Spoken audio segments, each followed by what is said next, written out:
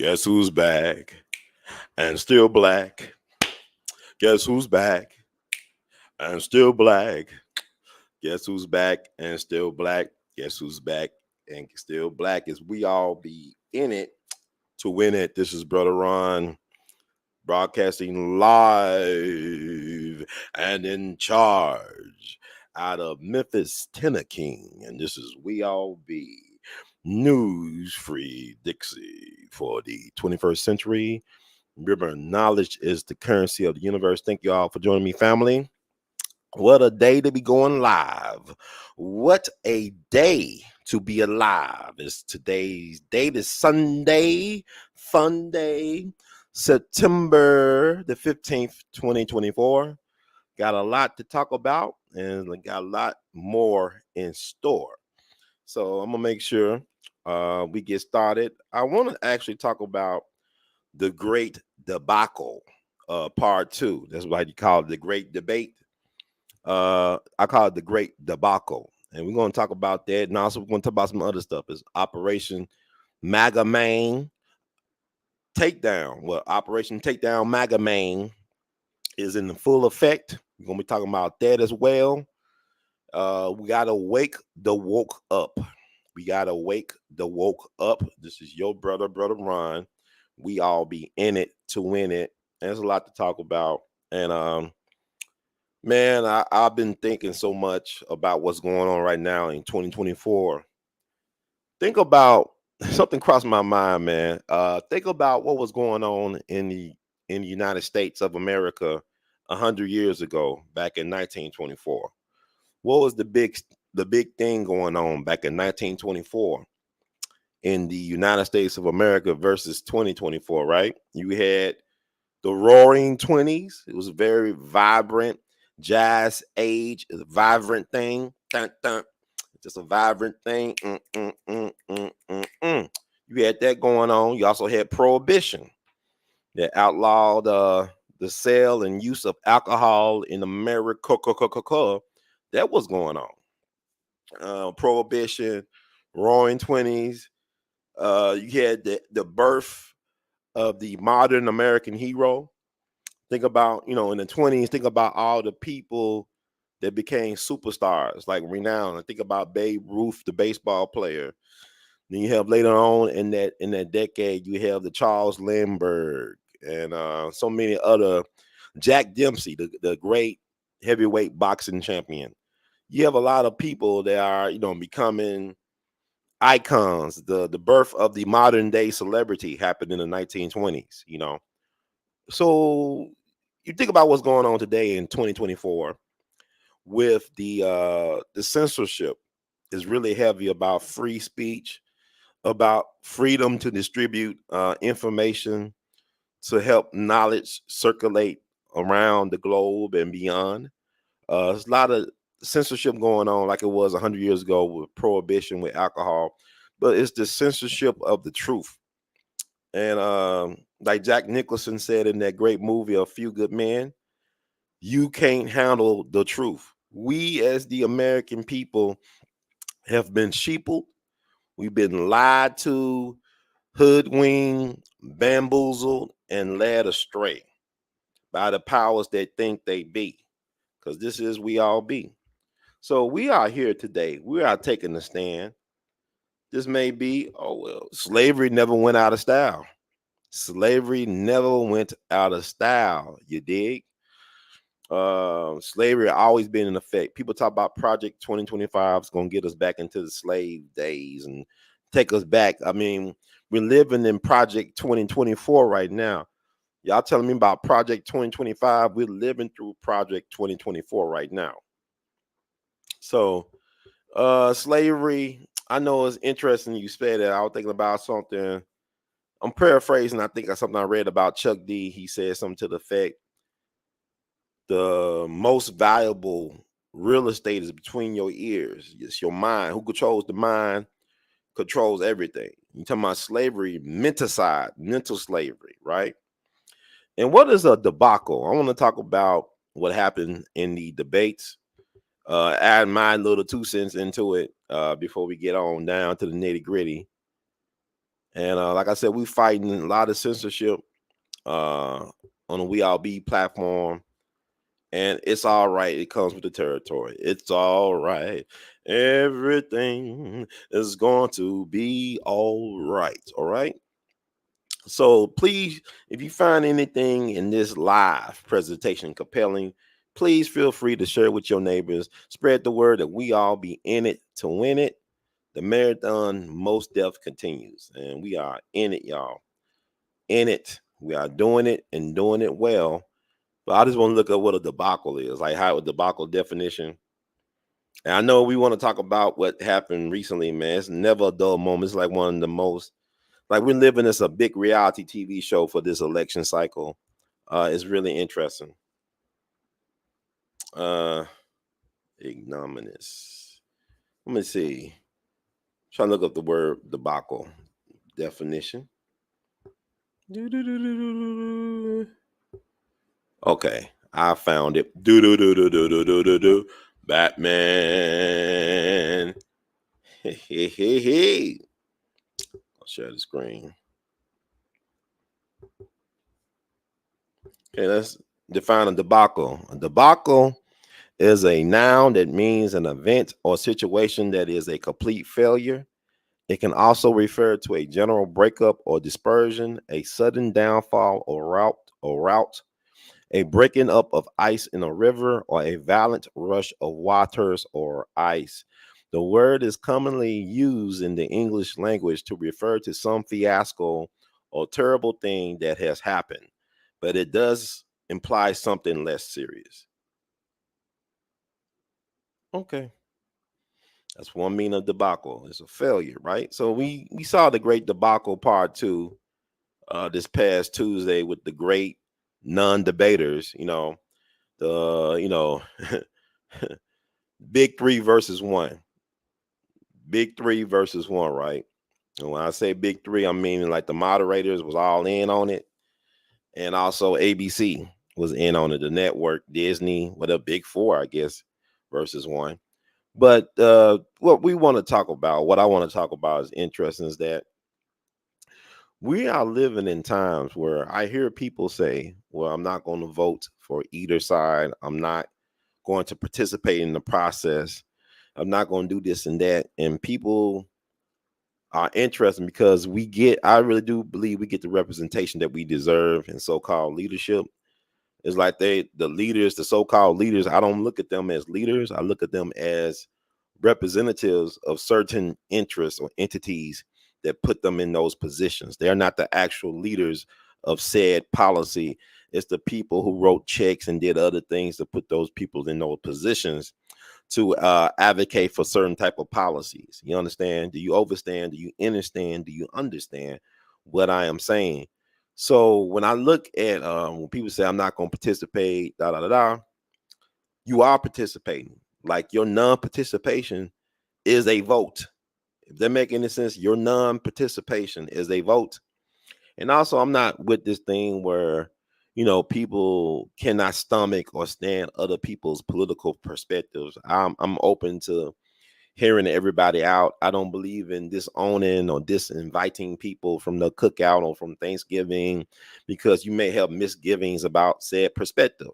I believe that people should be open-minded and confident in their own perspective to be able to hear people out, to be able to not necessarily like what I'm trying to say. You don't have to accept or belittle or demean another person's point of view when it comes to the politics, right? We should be agree to disagree, but be civil about it. That's possible. Now, I saw the great debacle. I believe Trump is a better statesman than people give him credit for. He might be a little rough around the edges, but most really truly brilliant and dynamic and game changers are usually rough around the edges. They're not as well refined as what a lot of people are used to getting. And it can ruffle a lot of people's feathers if they don't flock together. If they're not birds of the same feather and they don't flock together, it can rub people the wrong way. But you need those type of people to shake things up from time to time. So, like in Donald Trump's word, to drain the swamp, I think he was more than diplomatic in accepting the rules of engagement both times when it came to the great debacles. We came to the great debacle part one, which featured mumbling Joe Biden, mumbling Joe. Like he could sound like he was a mumbling rapper, like Metro Boomin could make him a beat. And he'd be mumbling and shoveling and shucking and jiving and you better thank a union member. You better thank a mumble rapper. You better thank a mumble rapper. You better thank a Metro Boomin. But Trump handled himself well. He conducted himself very, very well. He definitely won that debate, but they'll never give Trump the victory that he deserved. And I would make the case that Trump is probably the greatest debater in U.S. presidential history as far as elections goes, election cycles of U.S. presidents. He has been probably in more. Well, I don't know how many debates did Abraham Lincoln do back in the day, Lincoln Douglas debates. But was he running for office? I believe. But those debates were epic. But we didn't have like live streams and YouTube and social media back in the 19th century. And so I believe Trump is the greatest modern debater in U.S. presidential elections, U.S. presidential election politics. I believe he's the GOAT when it comes to that. And I believe also he conducted himself pretty well under the circumstances with the second debate. Like he basically went like Daniel into the lion's den, Jonah into the whale style. He went into like so-called enemy territory. He abided by their rules of engagement. The Biden administration set up the rules of engagement the first time around. It was on their turf, CNN, which is not Trump friendly at all. And then the second time he went to ABC News, he accepted the terms of engagement on their turf, the Biden Harris administration's turf. They had home court advantage both times. And you could particularly tell that they had home court advantage the second time because the way that Kamala was treated with kid gloves, like she was really handled really with proper tender loving care. Whereas she was not forced to address questions that were asked of her. Like she, in the first question, are we better off 4 years ago than we are now? And she skipped over there talking about, being raised in a middle class family, household, whatever. So she never answered the question. She never presented a policy. And whereas Trump was all mostly on the defensive most of the night, he was the only one being fact checked when in fact a lot of his facts were factual. They, like Dave Chappelle had a brilliant line in one of his monologues or stand-up specials. Trump is an honest liar because all politicians, part of their profession is lying or manipulating or massaging the truth. And Trump is more of an honest broker than most, which is interesting that he's labeled as a manipulator, deceiver, conniving person, but he just speak in a way that turns a lot of so-called woke people off, make them go to sleep, make them drink that Trump haterade that they got out there, that orange Trump haterade they love to drink when it comes to President Trump. But I believe he held his own, and that the fact that Kamala has no specific policy to speak of, like you go on her website, she have issues outlined, but she has no vision really for what she want America to be because we're living through their vision. One man's dream is another person's nightmare. So we're living through Kamala's America right now as we speak in real time, where Americans don't have a say in self-determining the future of their nation, excuse me. So to me, Trump did what he could do. Trump did what Trump does best, is be himself. You never have to you never hear Trump cold switching or try to water down his message for anybody. He's just, what you see is what you get. And with Kamala, you don't know what you're getting. She's a chameleon. Kamala, the chameleonaire. Kamala, like Tim Walz call her, the prostituter. We call it. He meant to say prosecutor, right? But he called it the prostituter. It's a Freudian slip. So I mean, she's a sellout on different levels. And the way she got where she got, she didn't earn it, in terms of at this executive level that she's at with the vice president's office, with the presidential nomination. She did not earn one vote in the primaries. She did not earn a primary vote the last time she ran back in the 2020 election cycle. She could not even win her home state of California. That should tell you something. Who really, no disrespect to California, who wants America to look like California all the way through? And California is a wonderful place. Don't get me wrong. I'm talking about the politics of California, the economic fiasco of California, California. You know what I'm saying? So Trump held his own, and people talked about him talking about the immigrants eating cats and dogs. Now, when I listened to it the first time, he said illegals, right? Immigrants, illegal migrants. I didn't hear specifically he said Haitian. Now, y'all probably heard, I didn't hear him say a Haitian immigrants are eating cats and dogs and geese and ducks, whatever. He just said migrants, immigrants, whatever. I didn't hear specifically Haitian, but now they're making it a Haitian issue. And I can remember a while back, was it during the Biden administration at the beginning, where they was whipping Haitian migrants with whips while they were trying to cross the river or cross the border or whatever, that you had people whipping them with whips during the Biden. Was that during the Biden administration? I'm not going to look that up. I'll let y'all look it up and get a clue. Because like Obama, from my understanding, has deported more people than any president in U.S. history. And them cages, y'all always talking about, you putting people in cages. And that was started under the Obama administration. A lot of stuff, the so-called breaking up of families at the border was started by the Obama administration. The abomination. That is the Obama administration. The abomination. That is the Obama administration. The abomination. That is the Obama administration. Dig it? So a lot of that was started, and y'all blame Trump for that. There's a lot of things Trump has gotten blamed for that's not his fault. It ain't his fault.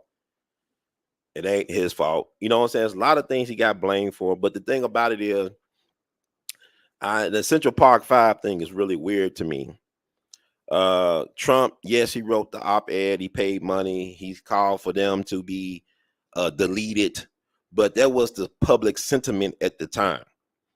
That was the public sentiment at the time. A lot of people in the public thought that these young boys did what they did. They confessed. My understanding, if not all, some confessed to doing something they didn't do. It was Democrat ran DA, prosecutor, city, mayor, Democrat, governor, Democrat, that put these guys in prison. Was not Donald John Trump, who had no political office at that time, who was also a Democrat, I believe, at that time. It wasn't him. He was just a celebrity, a public figure who had a popular public opinion about what should happen to those young boys. I ain't gonna call them men because they were not men. They were teenage boys. And really, like I said, the village failed them. Their families failed them because they did not do right by them boys. They got railroaded, but thank God that they was able to get out, because the person who actually did the crime confessed and they got compensated. Now, I cannot say the same thing about what happened to the Scottsboro boys, because y'all so in y'all feelings about the Central Park 5. At least they got out of prison, was able to get some money, some compensation. Hopefully they got some therapy and all that stuff. But a lot of y'all wasn't even hip to that until Netflix made that limited series about the Central Park 5. I've been knowing about them since the 90s, because I used to look at TV like 2020 and stuff like that on Fridays. So y'all don't even know nothing about the Scottsboro boys, right? Look at what happened to the Scottsboro boys, right? We want to talk about a tragedy. Look what happened to them. And this happened back in the 1930s, you know.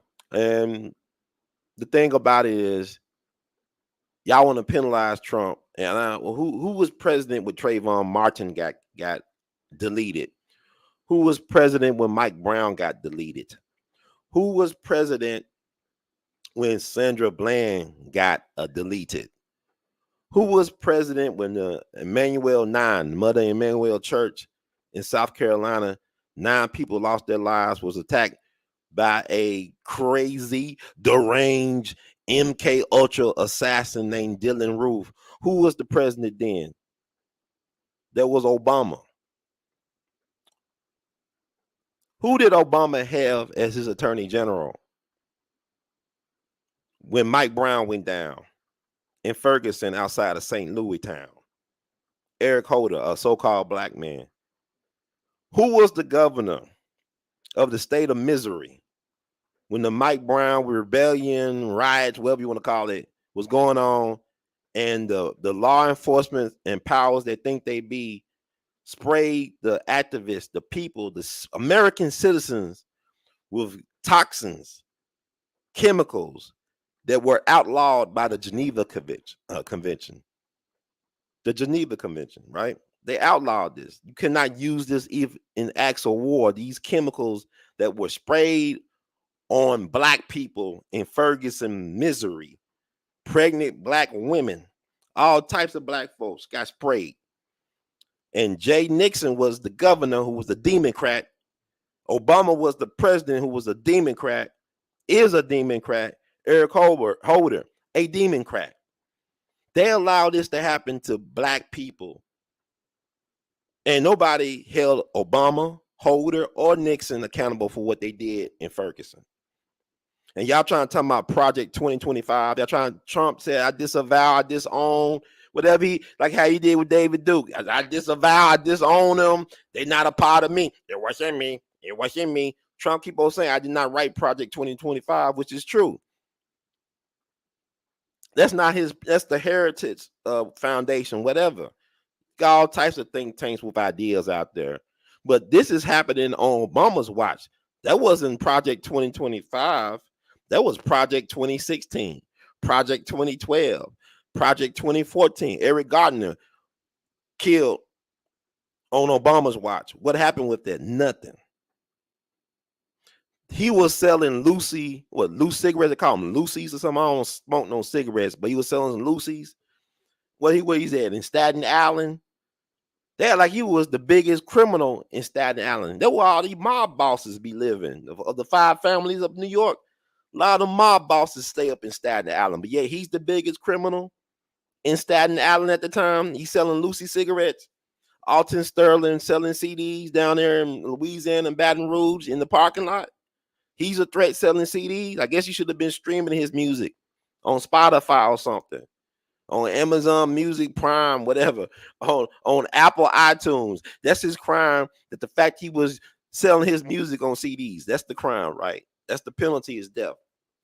That happened on Obama's watch. Philando Castile had a carry license, unalive by Minnesota's finest and worst.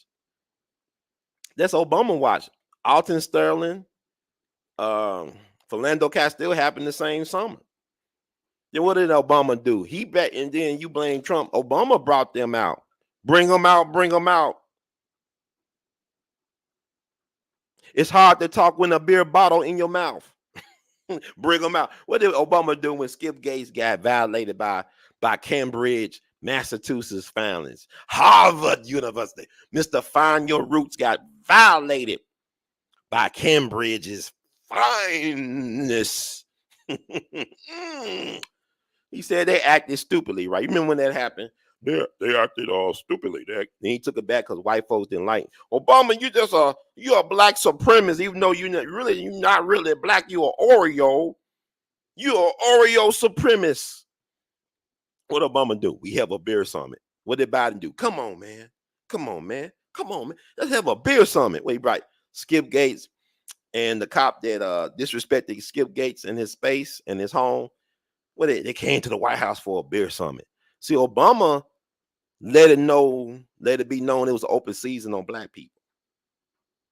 When Obama said that Trayvon Martin could have been his son or something like that, he had to walk it back.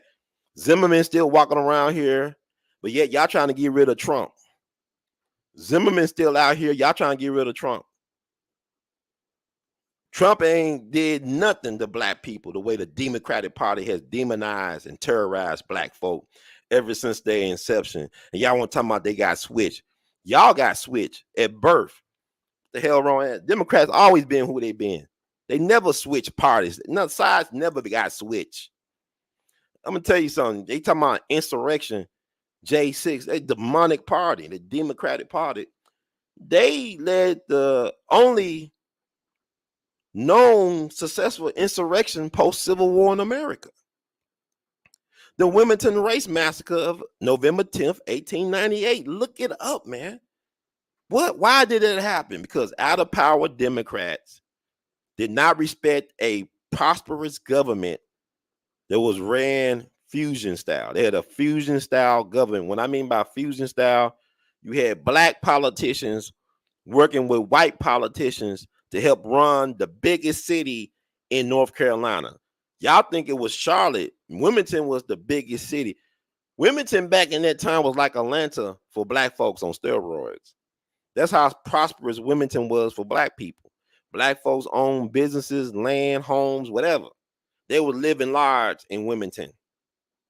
And yet the out of power Democrats did not like to see Negroes have that type of come up. They have that type of access. They have that type of leverage. So it was the out of power Democrats that overthrew the government, that ran black folks away from their homes, their businesses, land, and everything.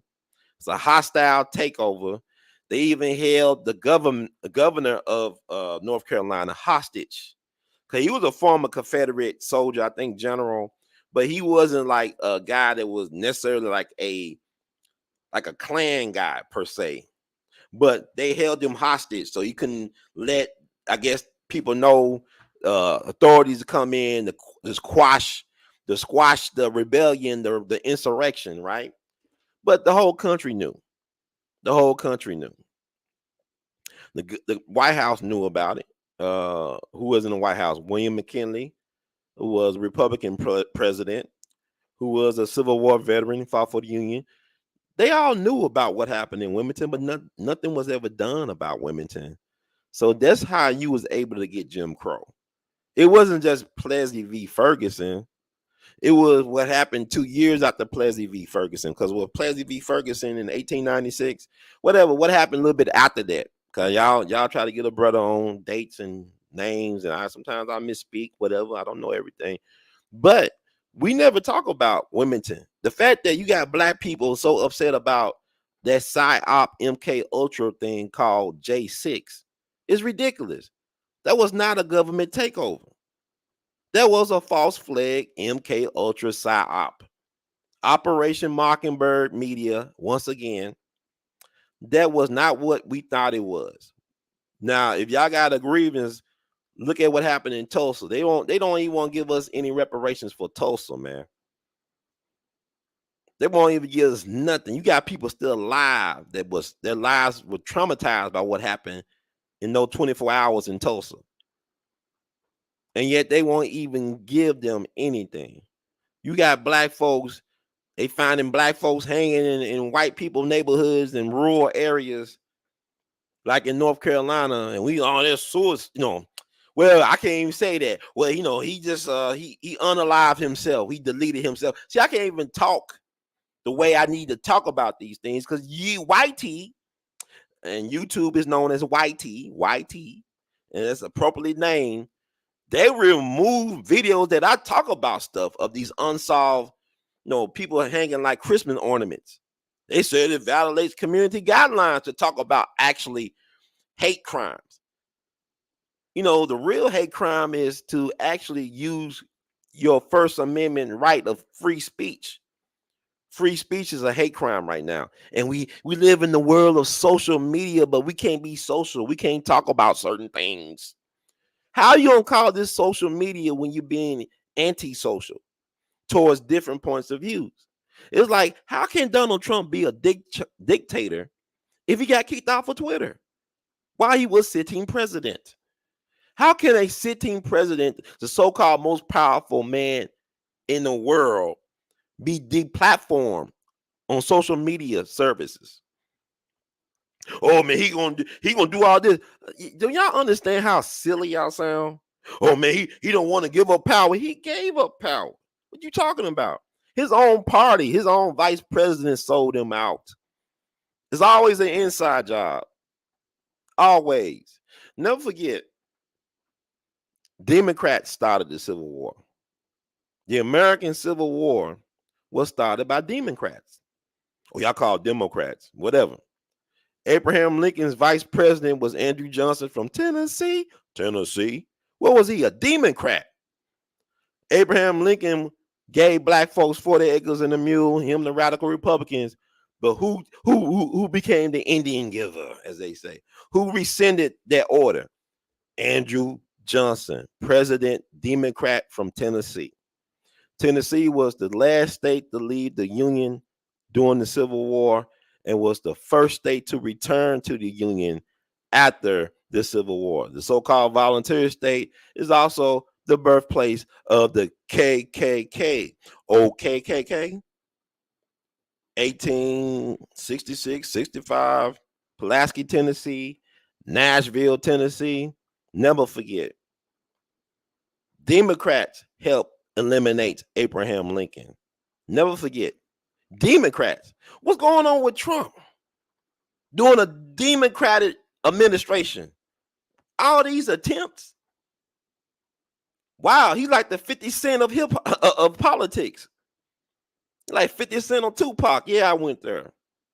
I never seen a hate for a president like this on this level. I never seen such disrespect and disdain and this weirdness with this man that the people love so much. Just 10 years ago, y'all loved Donald Trump, and now y'all hate this man like he did something to one of your family members or something. It's personal with y'all.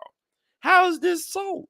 Nobody's asking these questions. It's like during a debate, Kamala or the debacle, Kamala talk about how the U.S. military leaders don't respect Trump that she talked to. You know why they don't respect them? Because he is actually the peacemaker, which is interesting. Because all the things you heard, Trump getting into the White House, we got to watch those nuclear codes. He's like Dr. Strangelove in real life. And Donald Trump had one of the most peaceful administrations if you compare a lot of the recent administrations that we have had in a long time. We did not go to war or declare war with anybody. Donald Trump took on the Taliban and all this stuff. And had he been in office, we probably had a more respectful and successful and least lethal.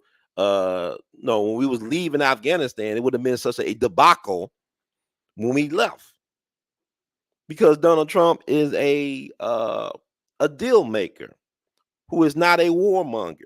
He deals in peace, and blessed be the peacemaker. But look how this world treat peacemakers. Look at JFK. He tried to, he didn't want to escalate the situation with Russia. He didn't want to escalate the situation in Cuba. He wanted peace. Look what happened to him. Look how he died. Dr. King wanted us out of the Vietnam situation. He wanted a poor people campaign. He wanted a share of the wealth, like a Huey P. Long campaign, redistribution of the wealth for the people, living wages. Look what happened to him. A man of peace who said the greatest purveyor of violence on the planet is my own government. What happened to the king of peace, the prince of peace, whatever? What happened to him? Fred Hampton, Sr., one of my favorites, killed by the government in his sleep at the tender age of 21 years old. Was not even the leader of the Black Panther Party in Illinois, barely a year. Because people think that you look at the movie, Fred Hampton only lived to be 21. The dude that played Fred Hampton is in his 30s, or he was in his 30s when he played Fred Hampton.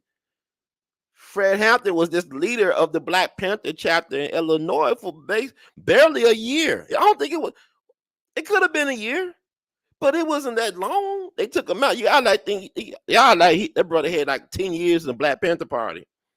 To do what he was able to inspire and the things he done, he was that much of a threat that the government took him out of here.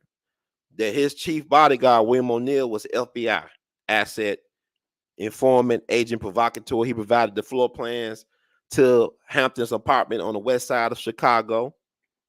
And the government took him out of here 4 something in the morning, Thursday, December 4th, 1969.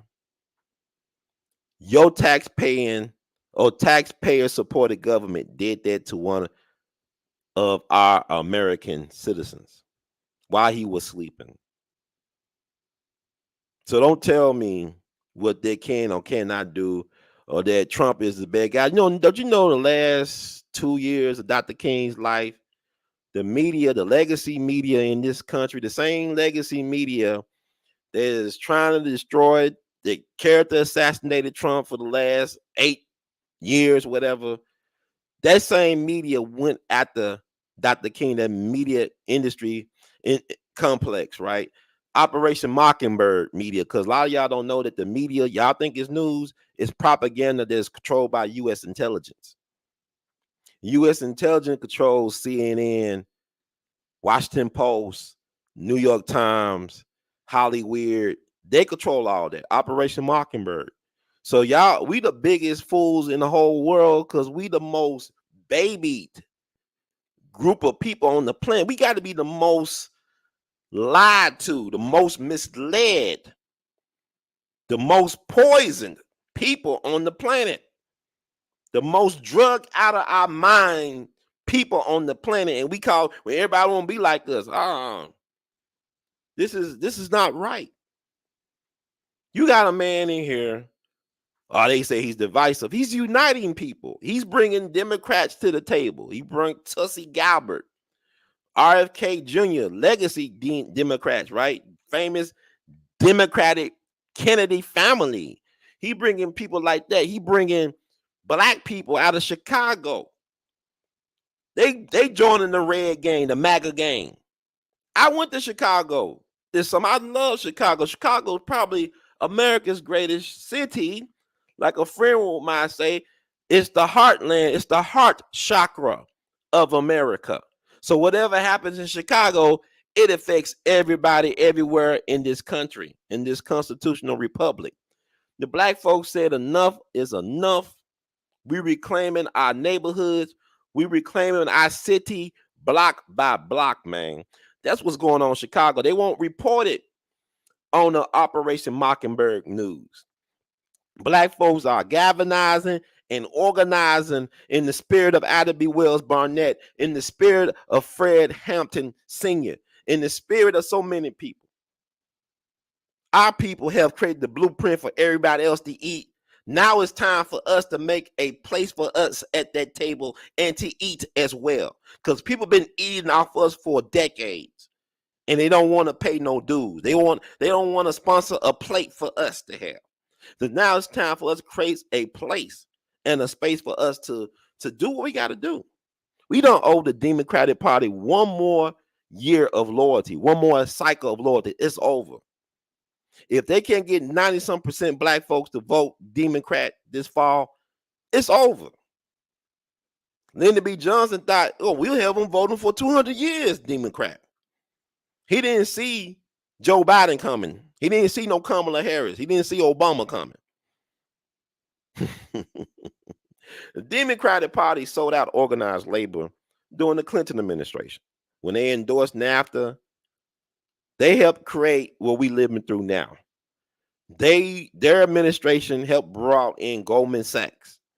Just like the Biden and Kamala administration is bringing in BlackRock, Goldman Sachs became part of the federal government in a way. Think about a lot of our Secretary of Treasuries recently were Goldman Sachs people.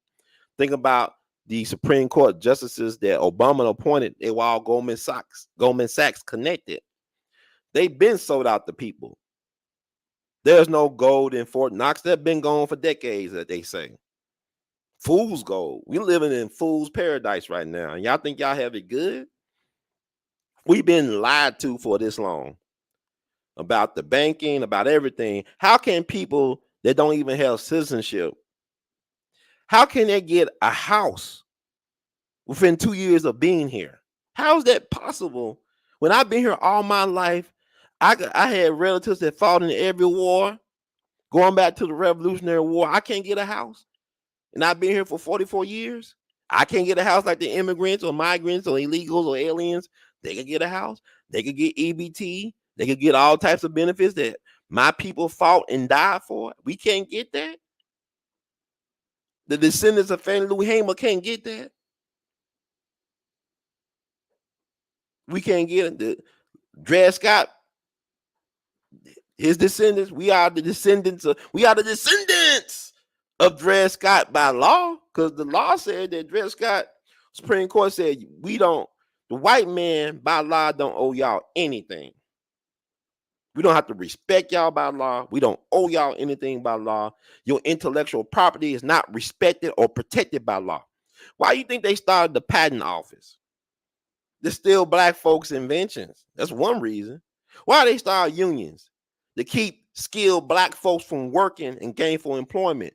Everything y'all think is for y'all ain't for us. They not like us. They never liked us. They not like us and they never liked us. And some of y'all still slow. Y'all up here breaking up marriages and families over, I'm with the red team, I'm with the blue team, but they on the same bird. They wings on the same bird, right? So here's the thing. It's important that black folks recognize how powerful we are. The word black is not a bad word. I know y'all, oh, I'm not black. Black is dead. No, black is not dead. Black is life. Black has all the colors of the rainbow. Black is in business. When they say you in the black, that means you making money, you profitable, you prosperous. So to think that black is means something dead, that's a farce. That's something they told you. Just like y'all think that the word nigga is a bad word. It's not a bad word. See, they played a game on us. They, word nigga, Negus, that means king in Ethiopia. Ethiopia is the Holy Land. It's not the Middle East, it's Ethiopia. The Ark of the Covenant is said to exist where? Not in Jerusalem, but in Ethiopia. Ethiopia is the only country in Africa that was not colonized. They tried several times to control Ethiopia. It didn't happen. And Haile Selassie was grateful for Black Americans that enlisted to fight for the freedom of Ethiopia, to protect it from the colonizers. Ethiopia is really our Wakanda. We don't know that. We don't know who we are.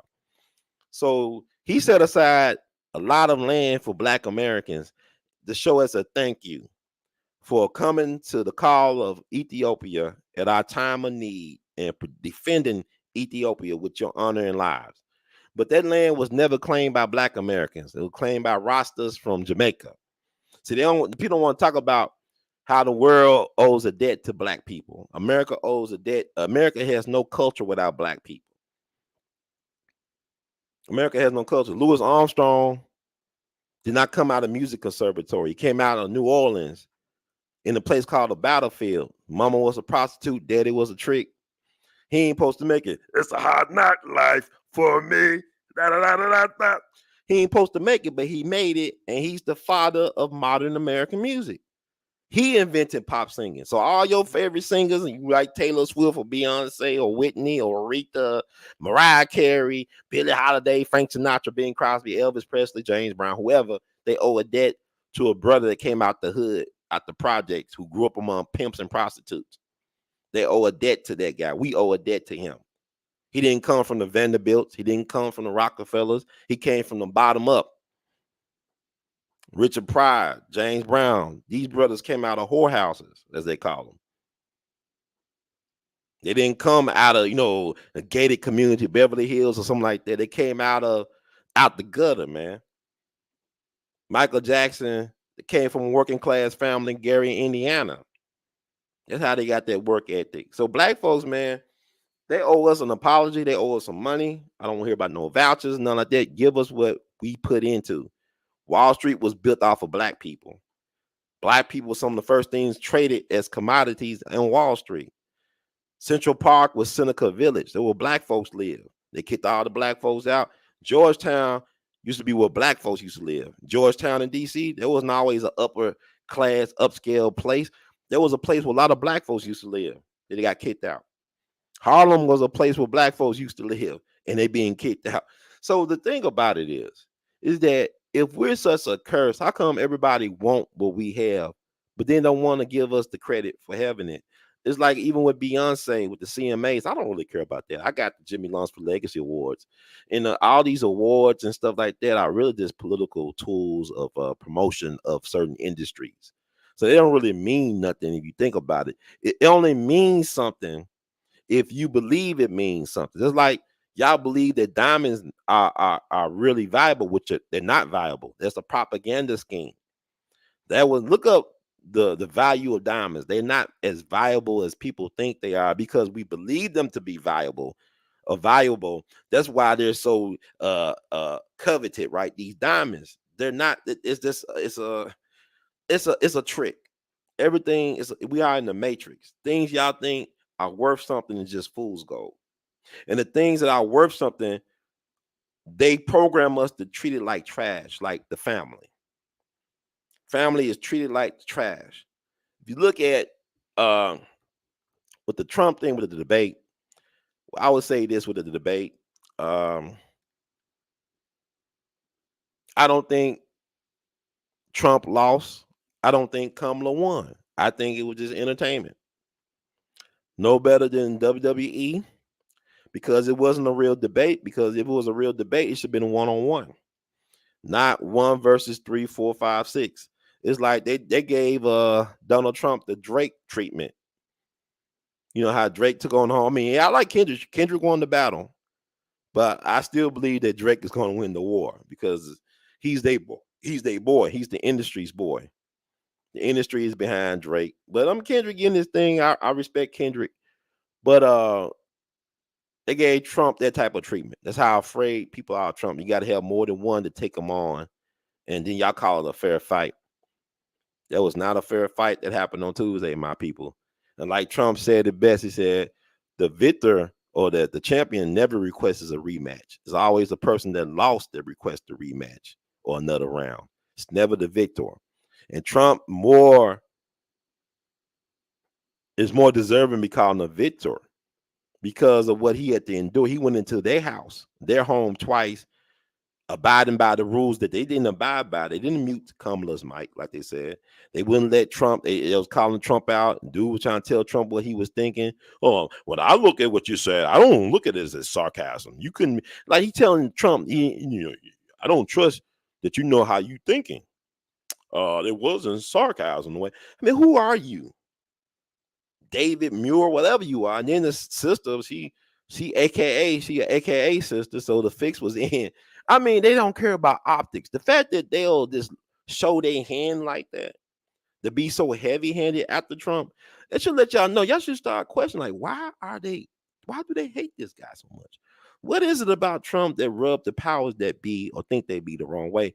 Even like with the military leaders, I don't think I finished my thought on that, but they don't like Trump because he don't go to war. He's a peacemaker. And I tell you how they treat peacemakers throughout history. It's like even with the Israeli prime minister who tried to work a deal with Arafat, right? And had they not assassinated him, this probably would never happen. October the 7th never would have happened. What's that prime minister? Trying to look him up. Can't remember him. I think it was back in 93. Was it back in 93? Trying to look it up. Israel. I love smartphones. Yitzhak Rabin, right? Y'all remember Yitzhak Rabin? They assassinated him back in November 4th, 95. He was the Israeli prime minister. He's kind of like Anwar Sadat. I think about the president of Egypt, Anwar Sadat, tried to do a deal. They killed him at a parade. See, it's always the peacemakers they want to get rid of. Ain't that something? The warmongers get to live forever. Like George Bush died in his sleep back in his 90s, right? George Bush died in his sleep peacefully. Fred Hampton was killed in his sleep at 21. George Bush got shot down, I believe, over the Pacific when he was a fighter pilot, right? He survived that. But Fred Hampton get killed in his sleep by the government at 21. Bush becomes CIA director, right? Bush used to live in Compton, straight out of Compton. But yeah, Yitzhak Rabin, right? was an Israeli politician, statesman in general. He was the fifth prime minister of Israel, serving 2 terms in office, 1974 through 1977, and from 92 until his assassination in 95. I believe he was killed by a Jewish person at that. Just like how Malcolm was killed, so-called by black brothers, allegedly from the Nation of Islam. But Dick Gregory got a different spin on that. But they always send your own to come get you, but they never the mastermind. They might be the trigger, but they never the person that actually pulls the trigger or the entity that actually calls the shots. So that's how they do it. Read about Yitzhak Rabin. I believe did he win a Nobel Peace Prize or something? Let me see. I'm trying to look this stuff up. I love like this information age, and people still don't know how to look stuff up. They don't know nothing about nothing. You got all this information at your fingertips. Let's see.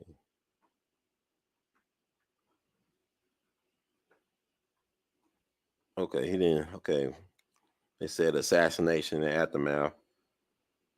On the evening of November 4th, 95, Rabin was assassinated by Yigath Amir, a law student and right-wing extremist who opposed the signing of the Oslo Accords.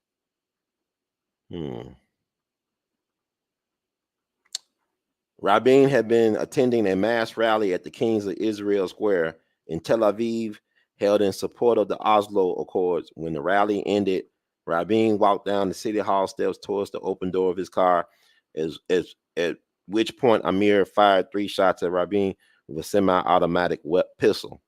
2 shots hit Rabin, and the third lightly injured Yoram Rubin, one of Rabin's bodyguards. Rabin was taken to the nearby hospital where he died on the operating table of blood loss and 2 punctured lungs. Amir was immediately seized by Rabin's bodyguards and police. He was later tried, found guilty, and sentenced to life imprisonment. After an emergency cabinet meeting, Israel's foreign minister, Shimon Peres, was appointed as acting Israeli prime minister.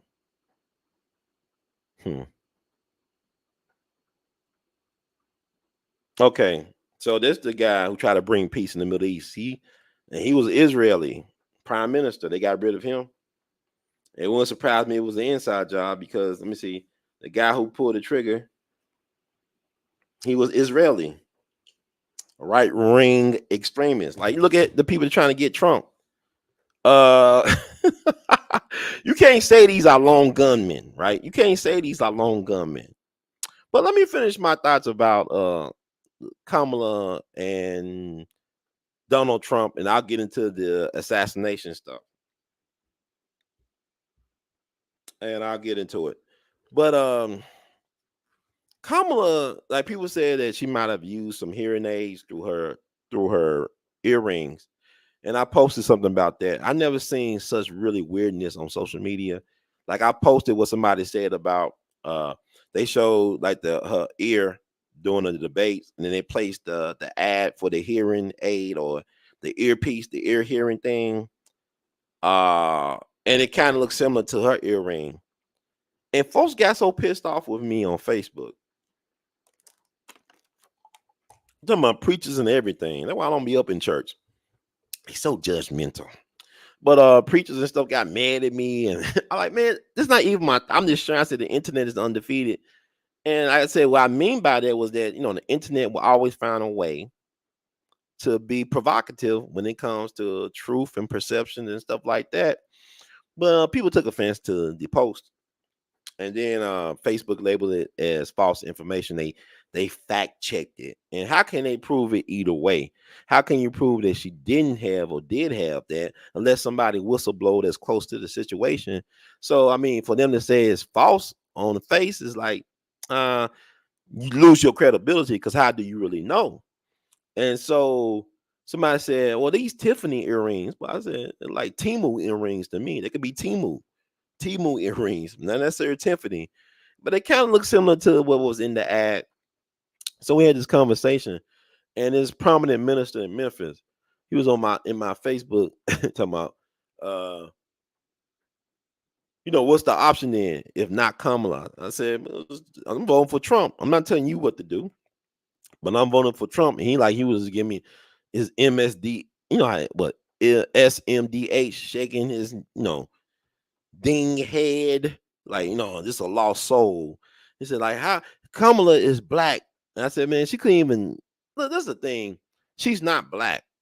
She can't even say that she black. She could say that she's South Asian, East Indian, she's Irish and Hindu, Indo-Aryan, whatever, but she cannot say she black.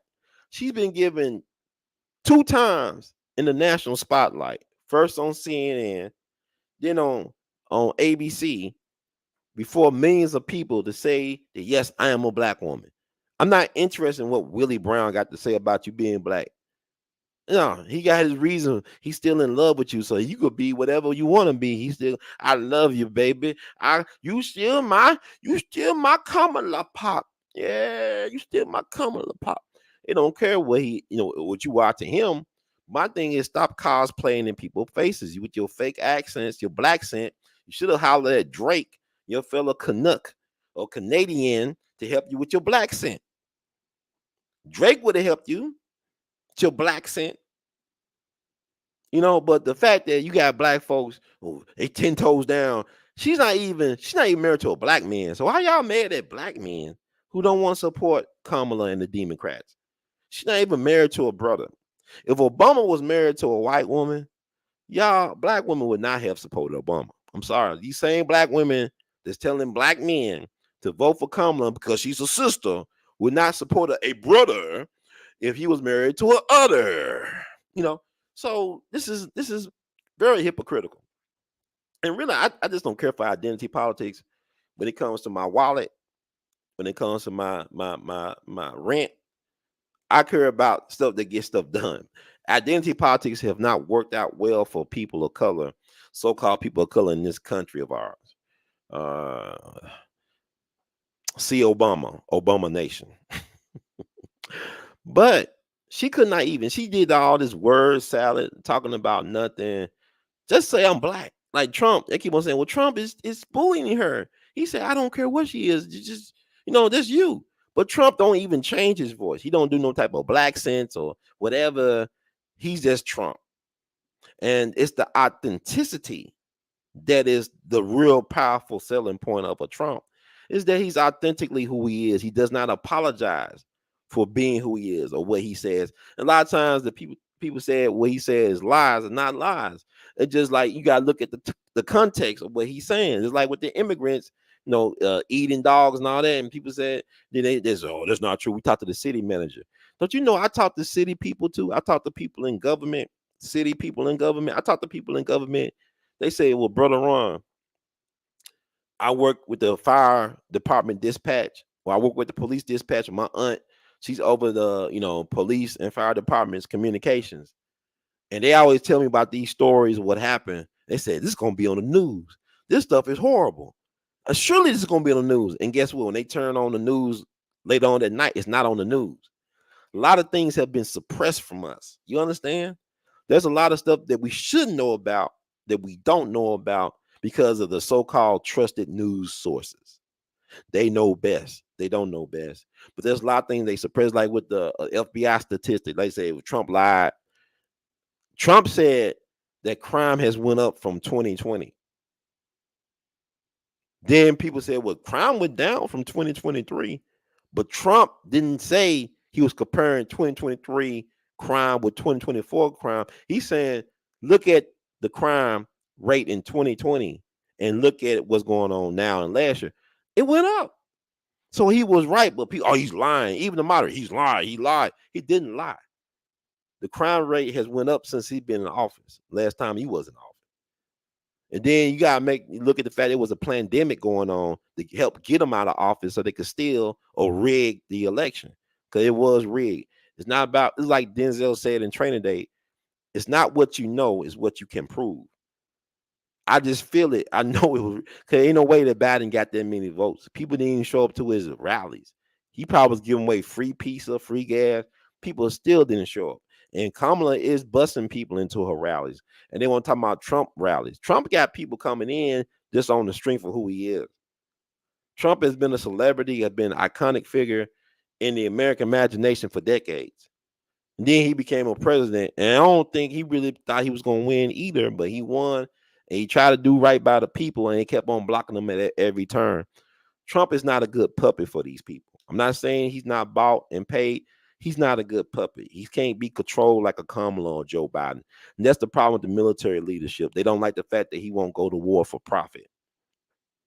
He don't like you try to find any way. They didn't like the fact they try to get him to say, you want Ukraine to win. He want to end the war. See, that's a real statesman and diplomat. He don't show his hand. I know Trump has got to be a great poker player in a lot of ways, because they try to keep on getting him to show his hand. You want Ukraine to win. No, I want to end the war because Russia has nukes. Okay. And he probably be the person that probably be, oh man, we closer to World War III than we ever been since the Cuban Missile Crisis. Thanks Joe Biden and them. So y'all talking about Trump. Trump didn't get us no war. Russia never invaded Ukraine or any other place on Trump watch. Trump had his foot in the Taliban's, you know what, assets. Oh man, Trump is the problem. Trump. Y'all come on, y'all count nonsense. I don't care about no woman president right now. Y'all think it's more important that an AKA woman cosplaying black be president because I like the optics, because she like to laugh and she don't talk mean about people. She'll talk mean about Trump. Trump had a lot of reserve and he was angry for the right reasons. Y'all like a person supposed to be angry with somebody, disrespect them, or they being disrespected. Just like the AKA sisters, they up there disrespecting Trump. Debate, National Association of Black Journalists. Kamala did not even come. So-called Black Kamala Harris, she not even come to the hometown headquarters of the AKAs to talk to her people, her so-called people. But yet Trump shows up like Daniel in the Lion's Den time and time again, whether it be the NABJ, whether it be CNN, whether it be ABC. He's constantly showing up. He's constantly making his case. He's doing everybody podcasts. He's doing all these rallies. He's doing all these press conferences. Well, he's afraid to debate Kamala. Kamala up there, hunker down in the war room up at the hotel for 5 days. Got to bring in a Trump impersonator. She up there laughing. Y'all think that's cute? That ain't cute. Ain't nothing cute about that. All that cackling and laugh. You think Putin's going to be turned on by that? Or they come like Kamala. Well, I like to laugh. I like to cackle. Cackle for me. Cackle. Y'all think that's cute? That's not cute. Kamala's like, if this was the Godfather, she's like the Fredo of the Corleone brothers. She's Fredo. She's the weak link. I do not want Fredo to be running the family business. Fredo has no place at that table. She is Fredo from the Godfather, okay? But this is not about hate, but I just like, to me, y'all ain't gonna shut me. I'm tired of, I don't want to deal with people. I want people to know where I stand politically, because I gonna have to, there's less people I gotta deal with in my personal, professional, and social media life. The more you know about what Brother Ron stands, I'm voting for Trump a third time. I can't wait till they start early voting. I will be voting for him a third time. And I live in a red state, so my vote will count. Well, votes don't count. Yes, they do.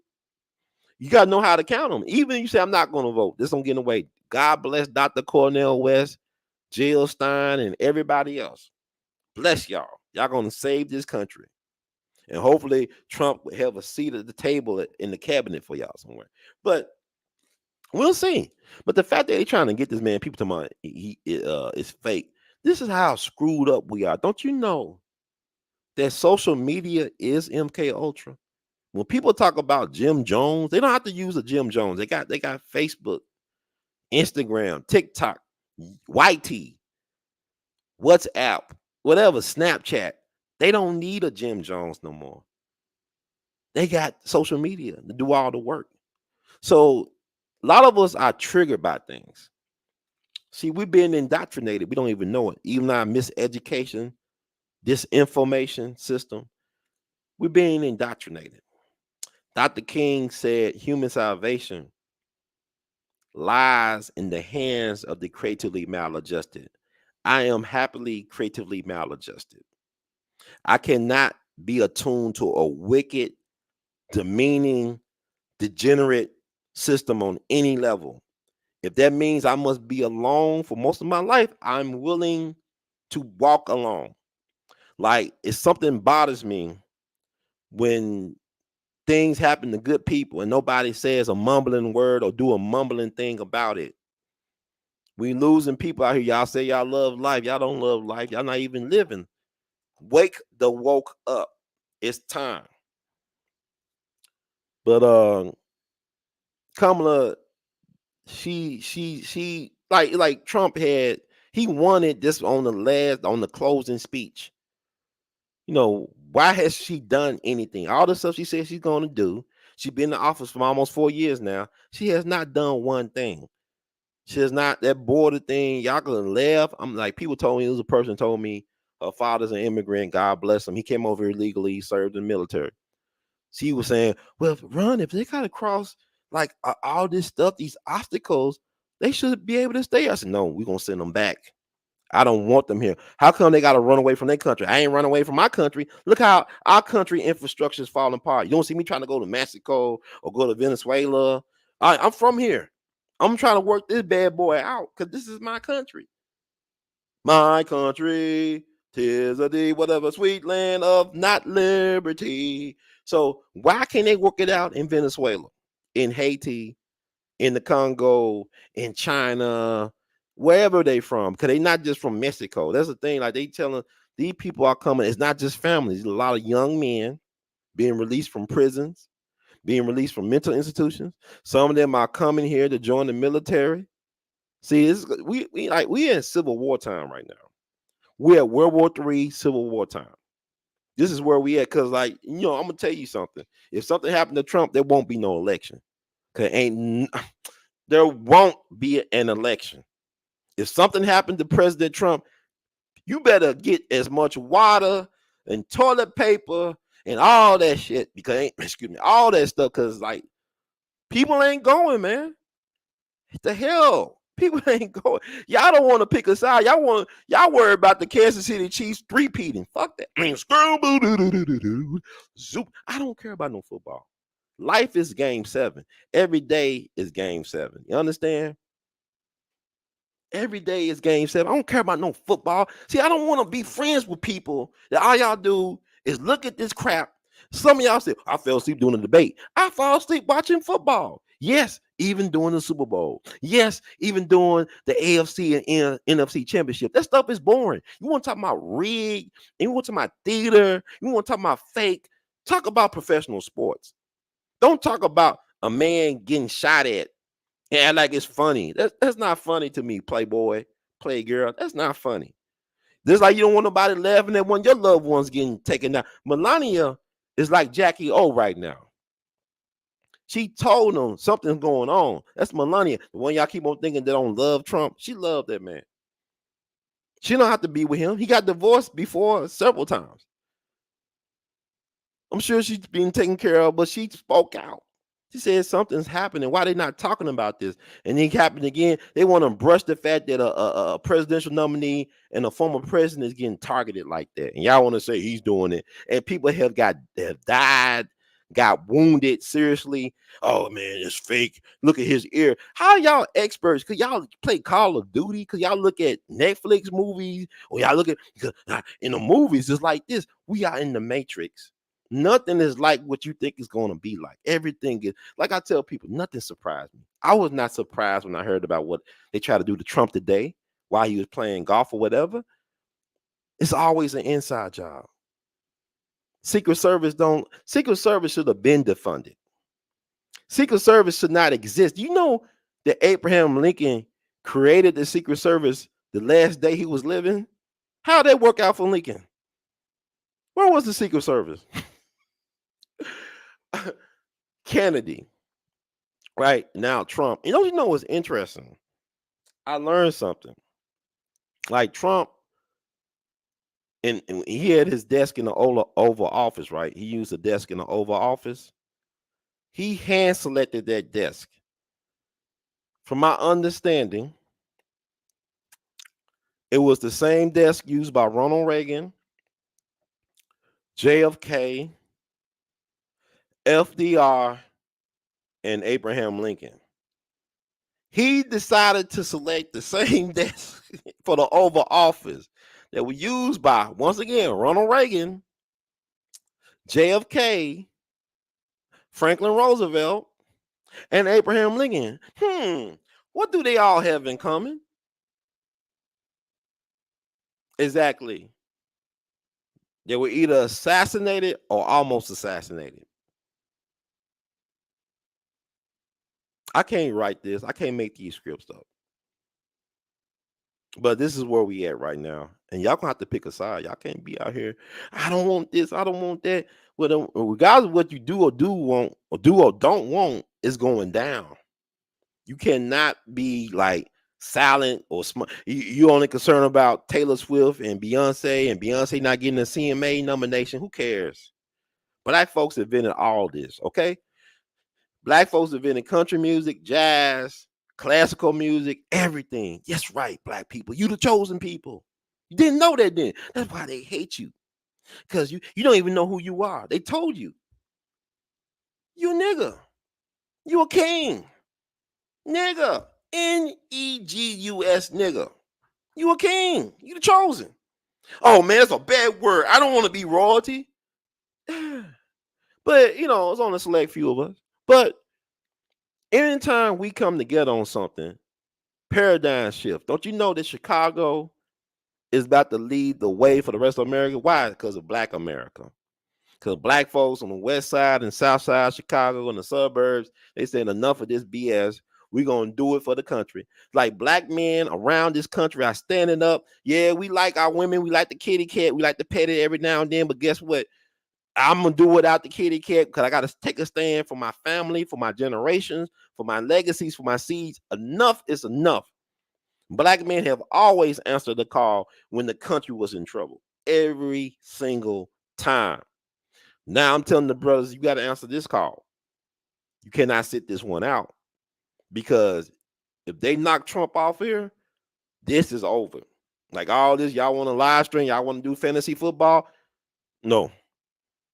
Cancel Christmas, cancel Super Bowl, cancel whatever plans you had, cancel NBA. I don't care about that stuff. Because every day is a game 7. Is an elimination game. Every day is an elimination game. That's life. Get with this life stuff. Ask yourself, stop saying, oh, Kamala. Why nobody don't care about Kamala? Kamala is harmless, but she's dangerous because she's not harmless because she's a puppet. Trump is Pinocchio came alive. He's a real live boy. He's a human being. I know y'all don't want to believe that. He has a family that cares about him. He has a wife that loves him. I know y'all don't want to believe that. Trump is not a stupid person. He's very, very smart. That's why they're trying to get rid of him, because he know all the secrets. Y'all don't tell what Trump is wrong about the cats and dogs. Hell, he know more about what's going on than y'all do. If y'all knew the stuff that he knew about what's going on, about we all think about UFOs and all, he actually knows about the aliens. That's why he got the space war program. He actually know about stuff that we don't know. We think is this a good movie? Oh man, this movie, man, science fiction movie is like, wow. Zombies are real. No, vampires are real. Shapeshifters are real. We don't, you see, Harry Truman, the president, said it best, right? He said something. He said the only thing new is the history that you don't know. That's the only thing new. And like, this lone gunman, it's never a lone gunman. John Wilkes Booth was not acting alone when he killed Abraham Lincoln. He was not. James Earl Ray didn't even do it. That was government. The gun that killed King came from the FBI. You can look that up. It's proven in civil court December 8th, 1999. The government was complicit in the death of Dr. King. Dr. King said the U.S. government is the greatest purveyor of violence on the planet. Malcolm X, government. The Nation of Islam, Elijah Muhammad did not have the power to compel or convince. Is it compel? Convince? No, it's compel mean convince, right? Oh, I'm gonna say convince France to kick Malcolm X out of France. Did you know that Malcolm X was kicked out of France before he got assassinated?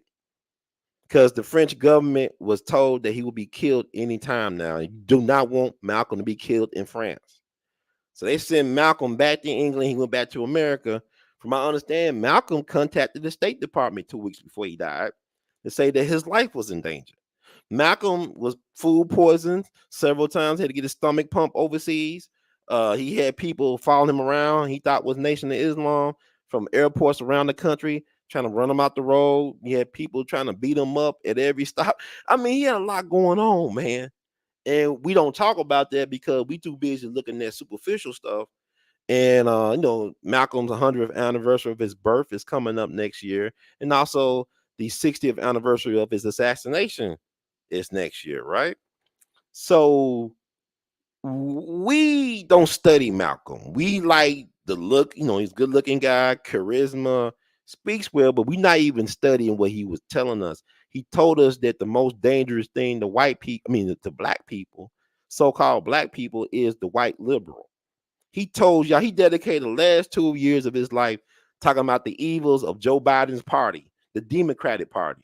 He called out Joe Biden's mentors. He called them out, and he told black folks, he wasn't against Barry Goldwater.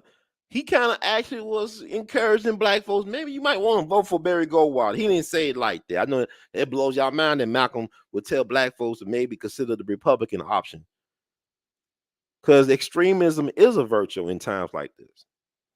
To paraphrase Barry Goldwater.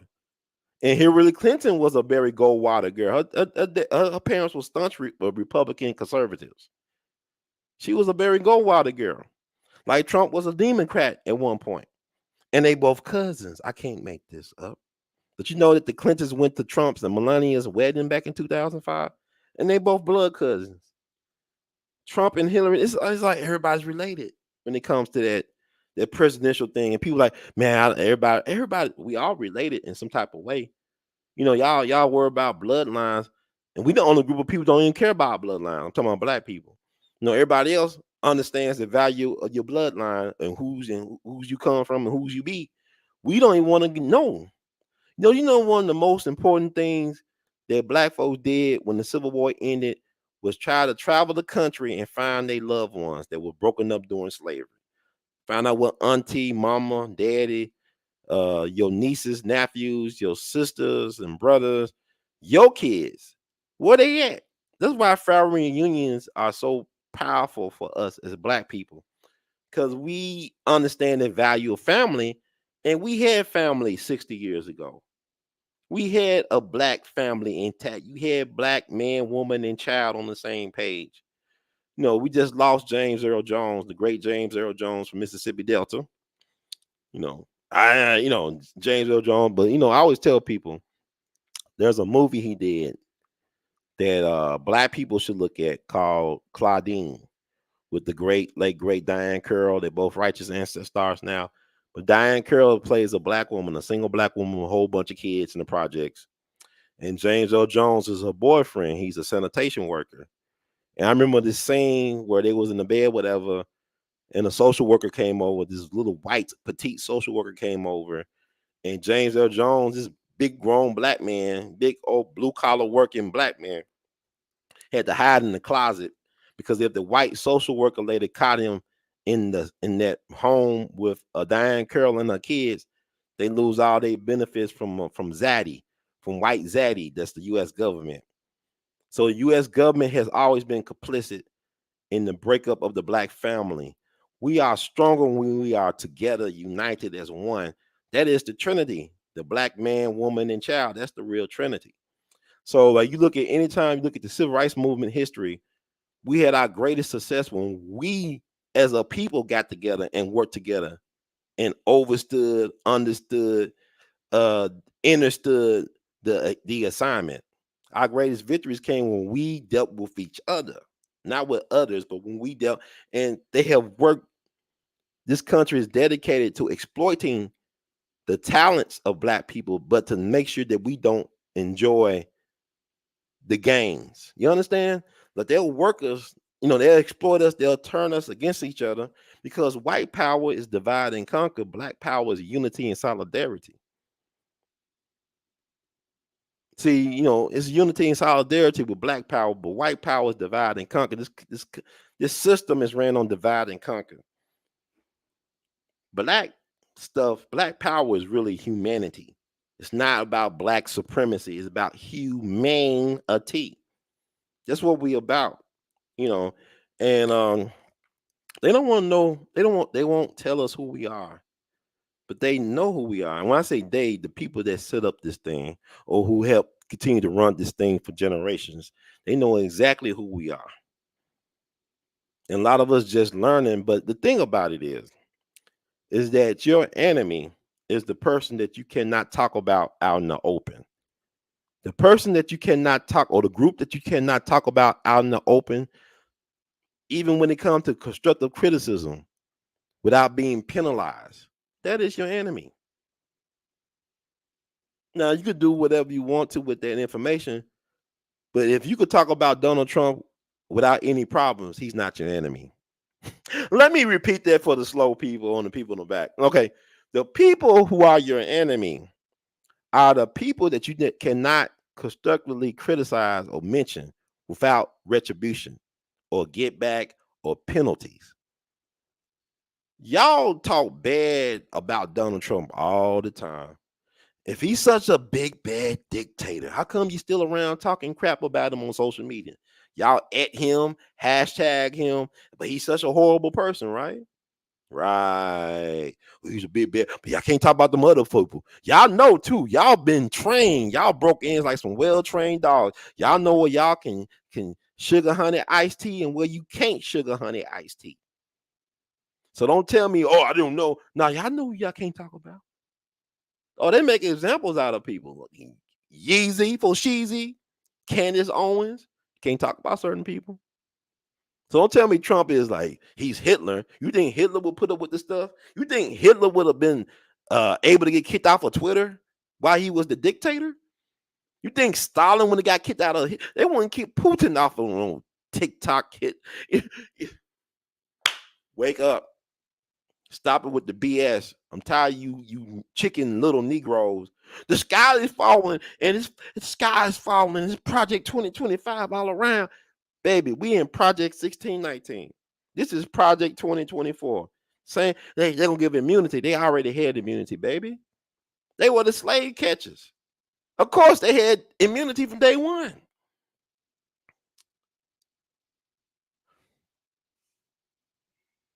But therein lies the problem. The emotionalism of a people. That's raving. Trump, you could talk about Trump all day long, nothing happens to you. You get y'all can monetize y'all videos and products disrespecting a former president who's being used like a clay pigeon as we speak by the powers that think they be. But God got the final say. But y'all better pray. All you praying Negroes out there, that you praying black woman prayer group, y'all better pray that God protects Donald Trump or this republic is over. It's over, man. I can't, just pray that they don't do nothing to Trump. Y'all laugh about it. Y'all make jokes about it. I don't care about the Cowboys. Y'all get upset about your favorite sports team losing. Y'all get depressed about that. That ain't nothing. It's like Dr. King talked about integrating to a burning house. This is where we at right now, people. And we integrate, we already in the house is burning. And we still in the here's the thing. All right, the dude that tried to kill Trump, at the golf course. I saw a little bit on Megyn Kelly. She had this great journalist on there that been very critical of the Secret Service. And from my understanding, what I found out from watching that live is that the dude that tried to kill Trump, allegedly, he was interviewed by Newsweek, by the New York Times in the last 2 years. I believe he was interviewed by New York Times back in 2023. And he was interviewed by Newsweek back in 2022. And he was a very much Ukraine supporter. He supported Ukraine in the war between Ukraine and Russia. He was very animate and passionate about his support.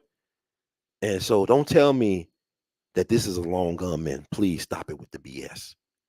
If the other guy in Pennsylvania was in a BlackRock commercial, don't tell me he was a lone gunman. Y'all crazy. Don't tell me this BS. I'm not going to believe it. And the folks that do believe stuff like that, well, that's a special place in somebody's asylum reserved for you. But lone nut theory, no. MK Ultra Manchurian candidate, yes. Yep. The people are being brainwashed by these things, by these entities for nefarious reasons. We all can be the next Manchurian candidate. We all could be like Sirhan, the dude that they said killed Robert Kennedy Sr., which is not true. The bullet that killed Robert Kennedy Sr. came from behind. More than likely, he was killed by the gun of his so-called security guard, who died in the Philippines several years ago. But the bullet came from his gun that ended Robert Kennedy's life. It didn't come from Sirhan, who was always standing in the front of RFK. He wasn't behind RFK. But whatever. Charles Manson, he said he was, man, I'm CIA, man. I'm CIA. I'm CIA. CIA sent me, man. Jim Jones, CIA asset allegedly. Charles Manson, CIA allegedly. These guys sent by people try to take out Trump. These are MK Ultra assassins. But I'm saying we all are potential MK Ultra people because we exposed to these social media apparatuses that do a lot of rebooting and programming of the brain. And Lee Harvey Oswald was on film, on TV, whatever, down in New Orleans. He was part of the so-called Fair Play for Cuba committee. This right before the JFK. They interviewed Lee Harvey Oswald. He was on TV down in Louisiana. Yeah, he's a lone gunman.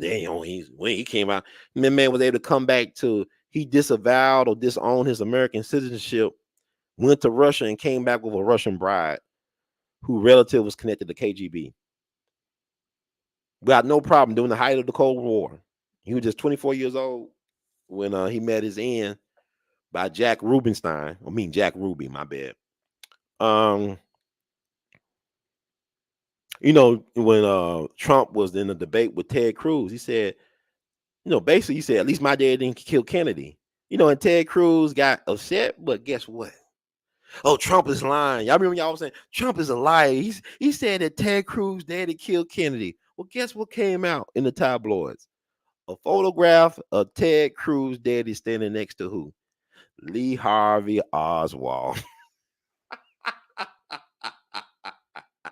He was standing next to Lee Harvey Oswald. The photo.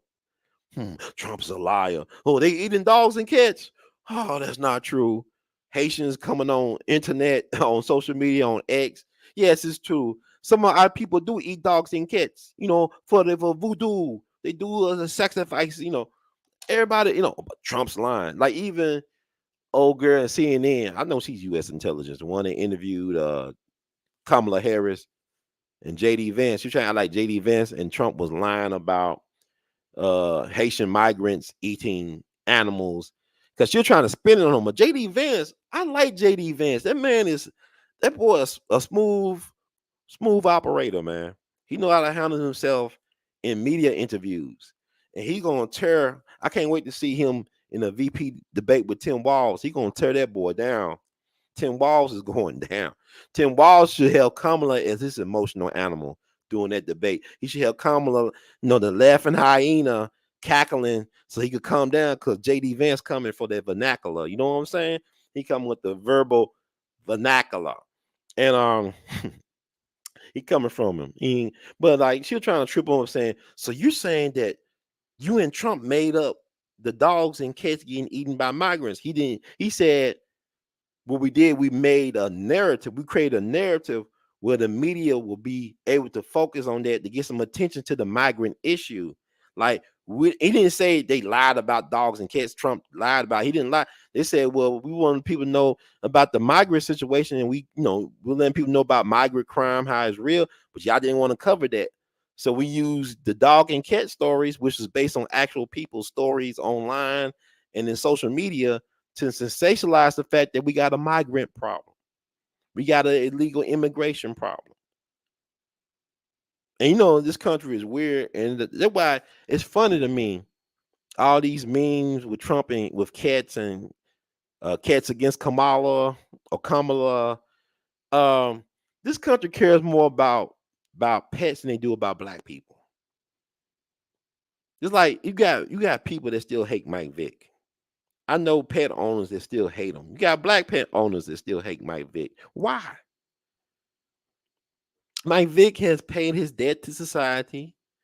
Really, a success story, be honest with you, because he made a lot of good investments from what I heard. So he's sitting on some money still. When he went to prison, he was the highest paid football player at the time. He was like the face of the league. But he made a comeback and he paid his debt. But you still got people that hate Mike Vick to this day. And I'm right, I'm across the river from Arkansas. They got the dog tracks. I don't know how many greyhounds they kill every year just because. But y'all mad about Mike Vick, and you got places like animal shelters that put animals to sleep because nobody adopt them. But y'all mad at Mike Vick. But people say today there's no room for political violence in American politics. Kamala, Obama, Clinton's, Biden. What we doing in Ukraine? What we doing in the Gaza? What's going on? If there's no violence in politics. It's like a lot of Americans remind me of that scene in Godfather, right? Where Michael Corleone, played by, of course, the great Al Pacino, a fellow Taurine, fellow Taurus, a fellow April Taurus like me, and his love interest, Diane Keaton, when he talked about how his father had aspirations for him to become a U.S. senator before he took on a family business. His father wanted him to be a U.S. senator, possibly even president. And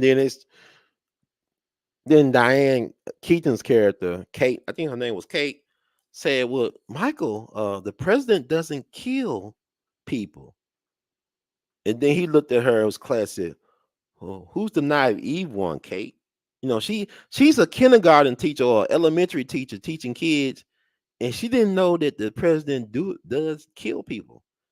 Obama was known as the Drone Ranger. He would get American citizens without due process. Obama was like a Chicago drill rapper, gangbanger. Gangster President Gangster Grills. He'll go around droning people. The Drone Ranger. Look this up. Obama got away with a lot of stuff. Look at the con game he ran with AFRICOM. It was during his administration that they try to recolonize Africa. It was during his administration they got rid of Gaddafi. And you talking about cackling hyena? I think Hillary Clinton laughed at the elimination of Gaddafi. And she was Secretary of State. People got no heart. They heartless. They ruthless, man. Gaddafi was trying to unify Africa through the control of currency. He wanted African currency backed on gold. That would have hurt the American dollar and the European Union. They had to get rid of them. Just like they got rid of Patrice Lumumba or Thomas Sankara. All these people. Look them up. How the CIA overthrew the government of Kwame Nkrumah in Ghana. My cousin used to be his speechwriter. Great Julian Mayfield. That's my cousin. Used to be Kwame Nkrumah's speechwriter. But this is an interesting time to be alive. And I'm just saying whatever comes to the head. But like the thing about things are coming to a head. And y'all better pray that nothing happens to Trump between now and November 5th. That's very suspect. Because he also had mechanical problems with his plane at one point. Not too long ago, he was going to a rally and they had mechanical issues. They like to do that. It was a mechanical failure. I told you about Walter Reuther, the dude that used to be the president of the United Auto Workers. How he got taken out, his plane had parts missing, but it was okay to fly. But the plane had parts missing and things in different places. It shouldn't have been okay to fly because that doesn't fly. You understand? But it's a fascinating time to be alive. But just Melania, I mean, she came out. She's looking like Jackie O. Jackie Kennedy. She came out like something's going on. And then the fact how fast the so-called legacy media moved from the first assassination attempt in Butler, Pennsylvania, it's like they would have been more sympathetic towards Trump. If that was Biden, I wouldn't wish that on anybody, not on Kamala, not on Biden, not on Obama, but it has been happening to Trump. No president should be treated like how Trump has been treated in the weaponized just us system. That is a problem as well too. But y'all, what's going on?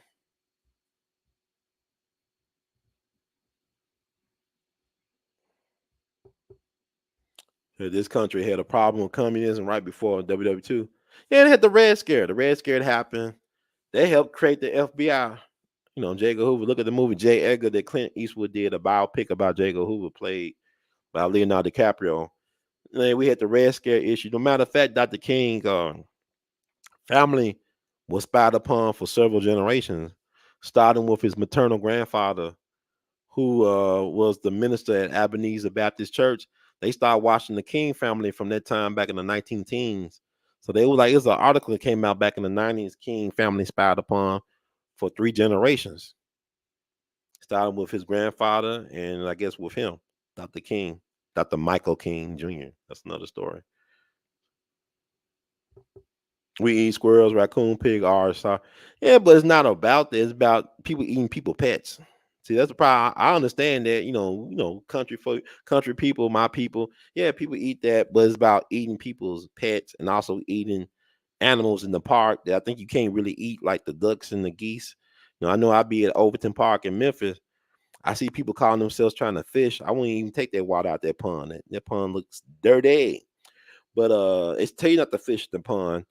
But there's turtle out there. They got tortoises or turtles, got ducks and stuff. I don't see anybody, trying to eat them yet at the Overton Park in Memphis, but we'll see.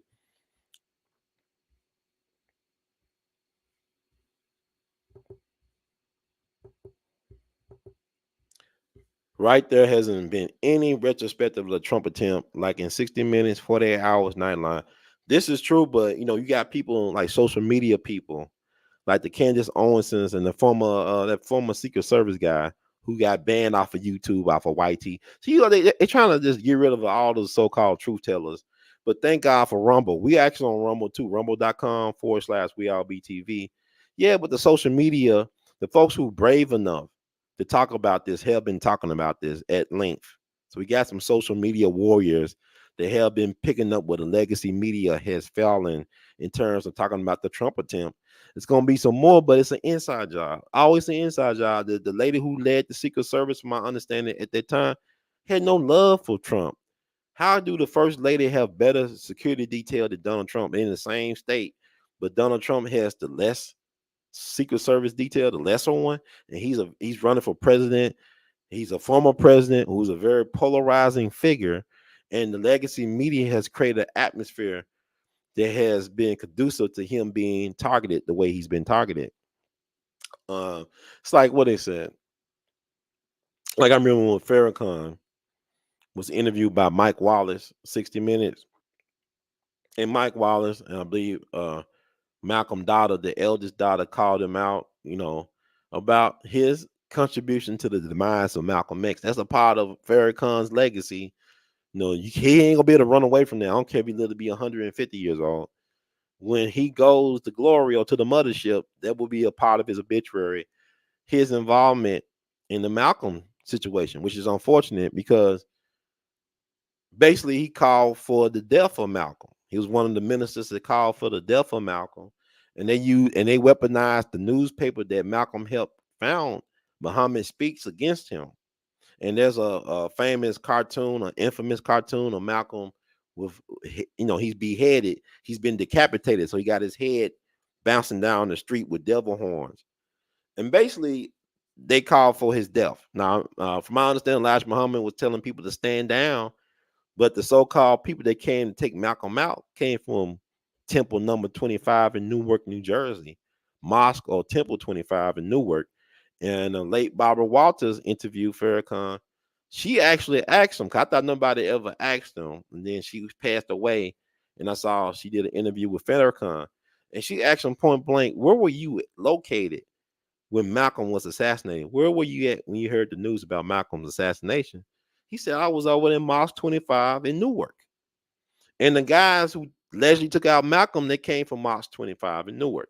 It is what it is. Not saying that he did, but I'm saying he acknowledged that he helped create the environment that led to Malcolm's demise, because Malcolm trained him. He was Malcolm. He was considered one of Malcolm's ministers. He was trained by brother Malcolm X. They both got connections to Boston. They both come out of Roxbury. So I ain't trying. I'm not trying to disparage the minister's name, but I'm just letting you know how powerful it is. Like the same media that made Trump into a celebrity is the same one that made him into a tyrant, and has constantly been character assassinating him for the last 8-9 years.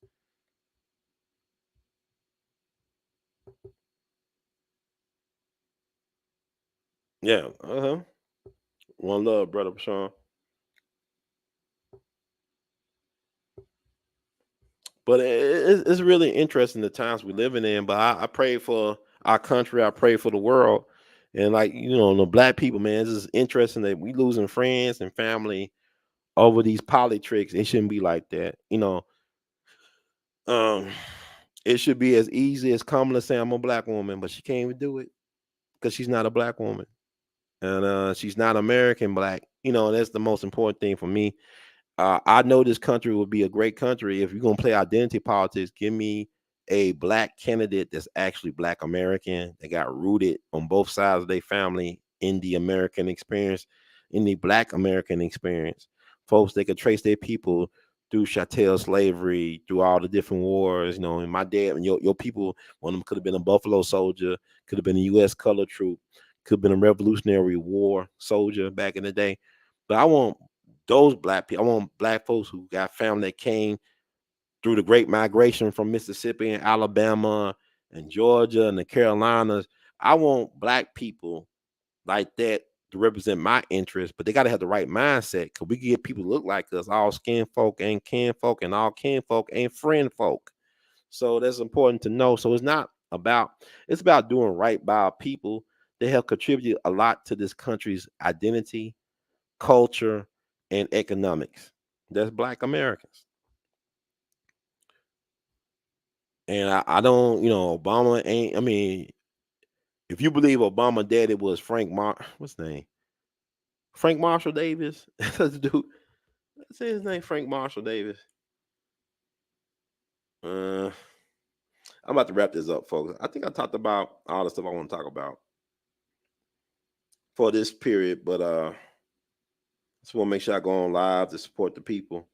Yeah, Frank Marshall Davis, I believe his daddy was American black. Kansas, by the way of Kansas, Atlanta, and Chicago, Frank Marshall Davis. I believe that's his father. I don't believe it's the king, but that's me. But and like people say, oh, Trump was wrong about the birth certificate. I don't know. I don't know. Like a Trump, is like Dick Gregory almost. And Dick Gregory, he was no Trump fan. Y'all know he wasn't, but he also said that he feared Trump's shadow. It wasn't Trump the man. He feared what was coming after Trump. And we're living in the aftermath of Trump's shadow right now. We are living in what happens because like things are coming out, things are being more transparent than normal. Things are coming out, and can we really handle the truth of things? Like Ted Williams really set out the year by exposing a lot of industry giants and greats and all that iconic figures in our community. So now we're about to end it in a I don't know how this is going to play out, but I just know that these attempts on President Trump is not a good look for America. It's not a good look for anybody. Uh, all you prayer warriors out there, pray for this country because if something happened to Trump, it's over. Ain't gonna be no peaceful transition of power. It is what it is because it ain't that time for that. That's why I'm saying I'm out. I'm out here working at the gym, hitting the street, getting my 10,000 steps in. I had a little setback, but now I'm out there getting 10, 15,000 steps, doing a lot of things, working on some stuff, working on getting my mind right for what's going to be required of us to do. We're gonna have to make some sacrifices. And man, we're gonna lose a lot of us, man. Because we don't realize where we at right now. We are living in a time of tribulations. These are biblical times. These are prophecies manifesting. And I think Trump probably is the greatest friend of black people that we ever had in the president since Lincoln. I have to agree with him on that. if he is allowed to do some things, like if he's allowed to realize the platinum plan. I believe what's going on with the money that's going to Ukraine and these illegal immigrants, that was our money that he earmarked for his platinum plan for black people. And people say Trump did. I'm just tired. I don't like, especially like old Negroes. Like, y'all had y'all moment. Y'all had y'all civil rights movement. Y'all had y'all Black Power convention back in '72. Y'all had y'all turn, man. I can't buy into the boogeyman logic of the same folks that kidnapped the 3 civil rights workers, that firebombed the schools, the churches, and all that. Y'all, oh, we gonna vote for them no matter what. Yeah, them Democrats. Yes, we got allegiance no matter what. Lyndon B. Johnson said they're gonna be doing this for 200 years. We're gonna stop it in 60 years. This the season where we stop voting Democrat at almost 90% clip. This is the season, because enough of this. I'm tired of, like, why is it that people that don't even have, they can't spell English, can get all these benefits? They don't got no credit card. I mean, don't got no credit, history of credit. Do they have a social security number? Maybe they do. But how can they jump in the front of the line that people been standing in line for? If I've been standing in line for 400 years, how can they get to the head of the line? How can they cut in line like that? We've been standing here for generations and decades to get our cut. And how can you say a rising tide lift all boats when my boat got a hole in the bottom of it? And yeah, we got to step aside for everybody. I'm tired of seeing black people be the first people to forgive people and let people just take advantage of us, man. Oh man, they don't want you. You come join our community. Then these same folks that you allow into your community, they'll take over your community. I was just being a friend. Why they don't like? I said, this used to be yours. You allowed them in. It's like going back to Chicago. I love Chicago. And you think about what happened with the numbers racket, numbers, the ghetto lottery, Al Capone. That's yet to be a good movie about Al Capone. You got Untouchable, a lot of stuff. If they just told the truth about Al Capone and his relationships with black musicians and the black community, would be interesting. But he had a thing where he did not touch the numbers, the policy wheel in the black community, because it was a nickel and dime operation, pennies, nickel and dime. They didn't see it being big money, but it wasn't until like the Jones brothers. These are Quincy Jones people. Quincy Jones was born in Chicago, but his people from Vicksburg, Mississippi. So the Jones brothers were some brothers from Vicksburg. They father, I believe, was a preacher. When he died, the mama gave the insurance money to her sons to invest in businesses. So they had their own jitney cab. Was it jitney cab? Well, black-owned cab service. And they started getting into policy. So they were like some of the most prosperous, wealthiest black people in Chicago. They own real estate property in places like Mexico and France and places like that. They all married some beautiful high yellow women. Then one brother, the eldest brother, right, Eddie Jones, he took the income tax evasion charge for the rest of the family. So he went to prison. So he said, "I'm gonna take it. I'm the eldest child. I'm gonna take the income tax invasion charge." So he was in prison with Sam Giancana, this murderous Italian American from Chicago. Sam Giancana, Momo, crazy, insane Sam Giancana. The one, he was too crazy to join the military. They say, no, this guy's too psycho. He failed the mental aptitude test. He was too psycho. But he was in prison. And Eddie Jones and Sam Giancana became quick friends. So Eddie Jones told Sam Giancana about the policy wheels, how much money they were making. And Sam Giancana, oh man, I didn't know about this stuff. Wow. So Eddie thought that him and Sam was good friends because he invited Sam to his like luxurious apartment, whatever. He had these amazing carpet, thick carpet that's flushed out. And Sam Giancana was thinking, no nigga should have what he has. It's like, why does this Negro have all this? And he's not even white. I'm going to take it from him. I'm going to diddy him. I'm going to take that, take that, take that. So what they did was him and Sam Giancana was part of the Chicago mob. The outfit, that's the Al Capone gang, they're known as the outfit. So what they did was they kidnapped Eddie Jones and held him for ransom for about six-figure ransom, or a six-figure ransom, I think, which would be millions of dollars today, right? And so the thing was is that they let him go, but they told his family, him and his family, they got to leave Chicago. Because if they don't leave Chicago, they're gonna kill them all. So the family left Chicago. So the policy wheels, the outfit got that. So them nickels and dimes and pennies added up to millions of dollars. And there you go. But the vampire can only enter into your home with your consent. You got to invite the vampire in. And our country has invited the vampires in here, and they're sucking us dry with our consent, whether we realize it or not. But I just want to tell, but Quincy Jones, he do a lot of tall telling. You talking about somebody that like to tell stories. He talks about the Jones. He said, my daddy was a gangster. His daddy was part of the Jones family. And they didn't make a movie about them. But it was one good brother. They call him the Robin Hood of Bronzeville in Chicago. Brother named Teddy Rowe. He said, hell no, Chicago mob got to go. They can't take over the policy wheel. He was like the Bumpy Johnson of Chicago. But he was a guy, if you look at him, you thought he was a white man. I believe his daddy was white or Italian, but he identified as black. His mama was black. He was from Louisiana, by the way, of Arkansas, Chicago.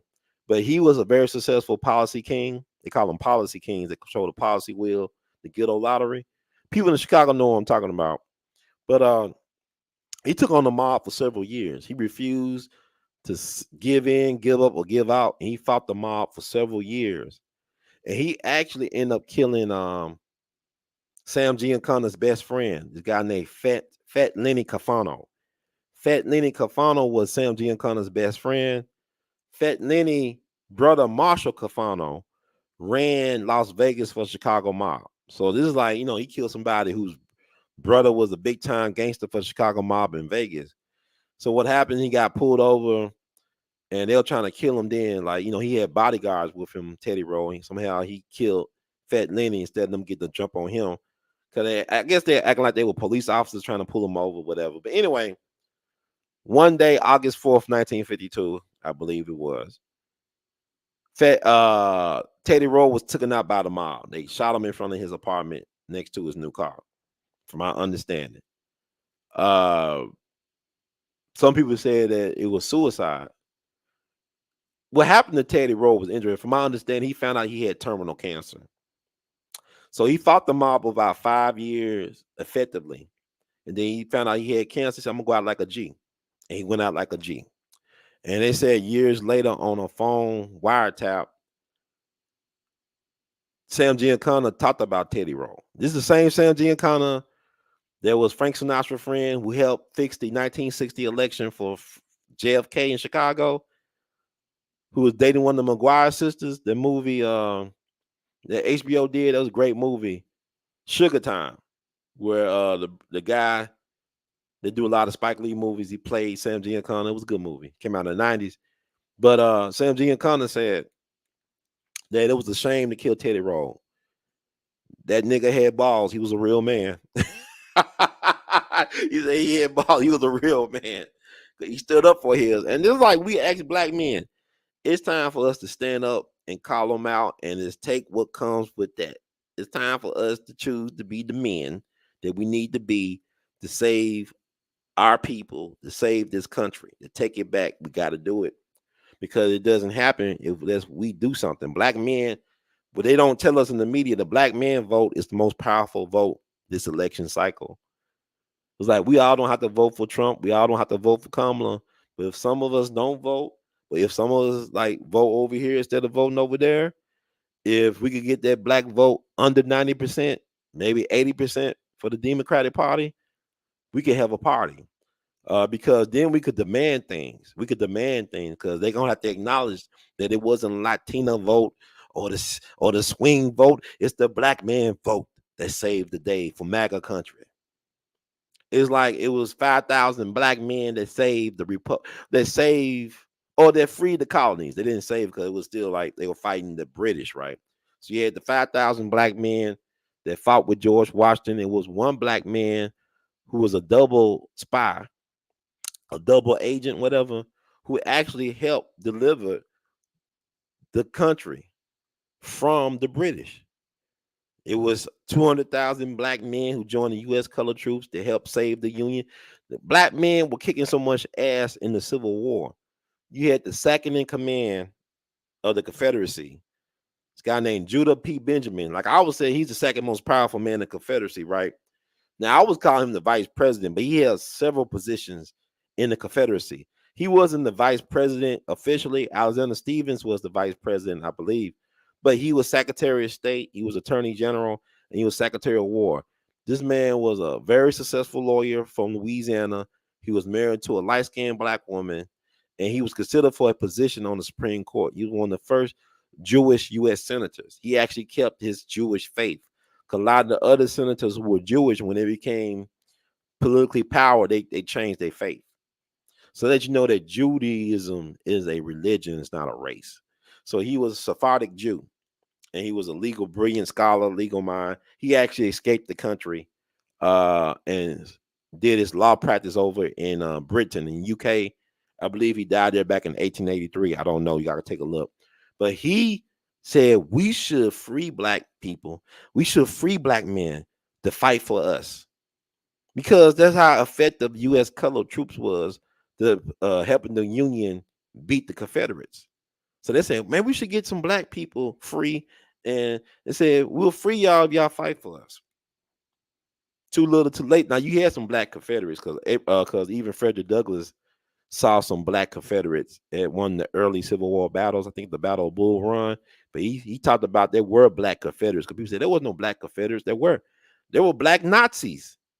You had one of the managers at Ebony magazine, I believe, was a black Nazi. He was from Germany. That's another story. I think it was Ebony, one of them black magazines y'all used to love back in the day. But he was a German, and he was a black Nazi over in Germany during the 30s and 40s. I can't make this up. So we so deep, man. But anyway, I think that's enough for now. Thank y'all for tuning out to tune in to get in when you fit in. You like the words from Brother Herb, please spread the word. Subscribe on here. What is here? I know I'm trying to do do shows more frequently. Subscribe to our rumble.com/we all be TV. Because YT is they're getting short with us, boy. They don't want truth tellers on this platform. Not the real ones, because they want to shadow ban and minimize your effectiveness. But I know I'm one of God's people, and God got me. When the system denies me, God got me, because God is king. Let's see. So, also, make sure you subscribe to get up to 10,000 subscribers here on youtube.com/we all be TV. 2. Okay. Also, you want to show support the Brother Herb. We taking tax write-offs. Donations can be used. It's deductible, tax deductible. Attention, Ronald Hurd II, the We All Be Group Incorporated, PO Box 752-062, Memphis, Tennessee 38175. Once again, that's Ronald Hurd II. Make it out to Ronald Hurd II, the We All Be Group Incorporated, PO Box 752-062, Memphis, Tennessee 38175. Yeah, make sure the We All Be Group Incorporated. It's a official 501c3 nonprofit, so your donation can be tax deductible. And that's it for tonight. We'll call it a night tonight, and I look forward to hearing from y'all sometime in the very near future. Also, you can support us by buying T-shirts and other things at our Teespring location, which is located at that link. Thank y'all so much, man. We love you madly. Let's see what y'all got to say here before I get out of here.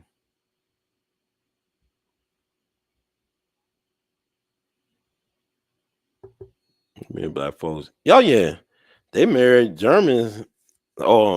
They had kids with them like post World War One.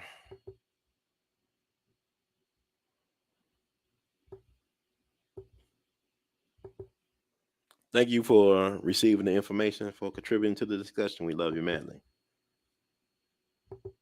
Yes, Dr. Henrik Clark, he said it right.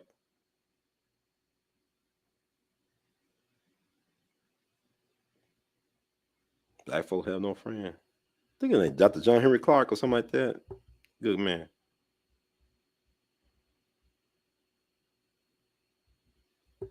Y'all take care. God bless and one love. Hey, yeah. Can you